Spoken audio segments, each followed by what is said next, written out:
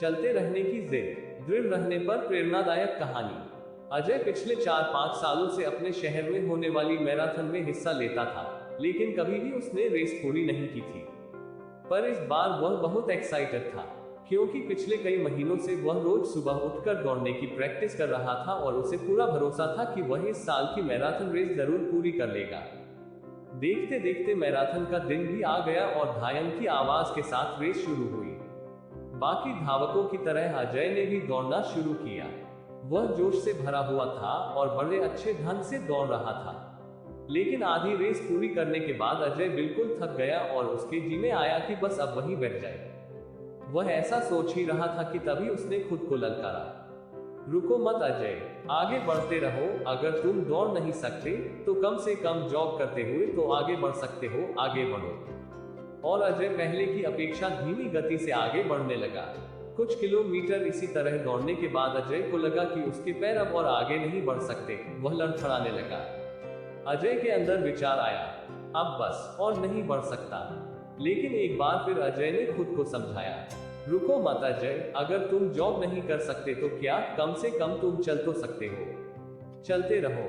अजय अब जॉग करने की बजाय धीरे धीरे लक्ष्य की ओर बढ़ने लगा। बहुत से धावक अजय से आगे निकल चुके थे और जो पीछे थे वे भी अब आसानी से उसे पार कर रहे थे। अजय उन्हें आगे जाने देने के अलावा कुछ नहीं कर सकता था। चलते चलते अजय को फिनिशर पॉइंट दिखने लगा, लेकिन तभी वह अचानक से लड़खड़ा कर गिर पड़ा। उसके बाएं पैर की नसें खींच गई थी। अब कुछ भी हो जाए मैं आगे नहीं बढ़ सकता, जमीन पर पड़े पड़े अजय के मन में ख्याल आया। लेकिन अगले पल ही वो जोर से चीखा, नहीं, आज चाहे जो हो जाए मैं ये रेस पूरी करके रहूंगा। ये मेरी जिद है। माना मैं चल नहीं सकता, लेकिन लड़खड़ाते लड़खड़ाते ही सही इस रेस को पूरा जरूर करूंगा।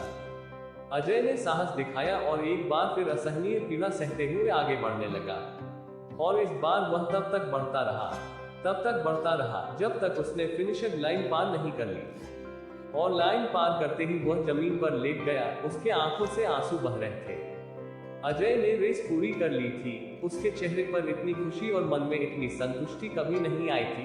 आज अजय ने अपने चलते रहने की जिद के कारण न सिर्फ एक रेस पूरी की थी, बल्कि जिंदगी की बाकी रेसों के लिए भी खुद को तैयार कर लिया था। दोस्तों, चलते रहने की जिद हमें किसी भी मंजिल तक पहुंचा सकती है। बाधाओं के आने पर हार मत मानिए। ना चाहते हुए भी कई बार कंडीशंस ऐसी हो जाती हैं कि आप बहुत कुछ नहीं कर सकते। पर ऐसी कंडीशन को कुछ भी ना करने का एक्सक्यूज मत बनाएं। घर में मेहमान है, आप 8 घंटे नहीं पढ़ सकते, कोई बात नहीं, 2 घंटे तो पढ़िए।